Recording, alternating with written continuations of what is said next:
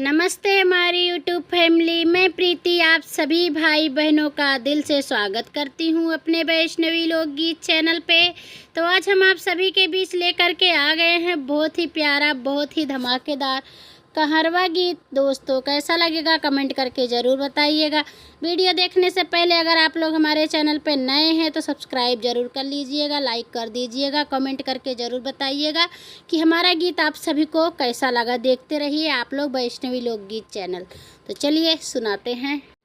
चली जा नैहर तरसी जा बाबालम, चली जा नैहर तरसी जा बाबालम, चली जा नैहर सुखाई जा बाबालम, चली जा नैहर दुबराई जा बाबालम। ना मिली खनवा हो ना मिली पनिया, ना मिली खनवा हो ना मिली पनिया, लगी जो भूखिया झुराई जा बाबालम, लगी जो भूखिया दुबराई जा बाबालम, चली जा नैहर तरसी जा बाबालम, चली जा नैहर तरसी जा बाबालम।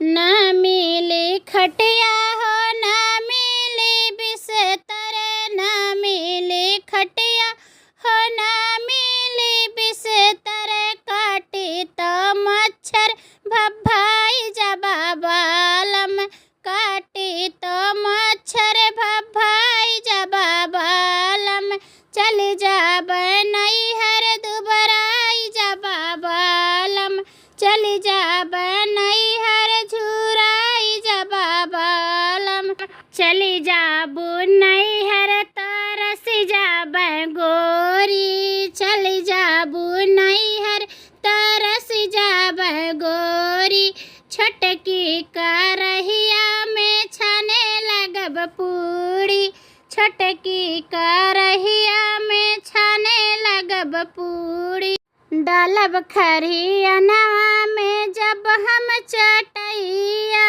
डालब खरियनवा में जब हम चटैया, बह पुरवैया लो नींद आवे गोरी, बह पुरवैया ता सोई जब गोरी, चली जा नैहर तरसी जा बाबालम, चली जा नैहर तरसी जा बाबालम, चली जा नैहर सुखाई जा बाबालम, चली जा नैहर झुराई जा बाबा।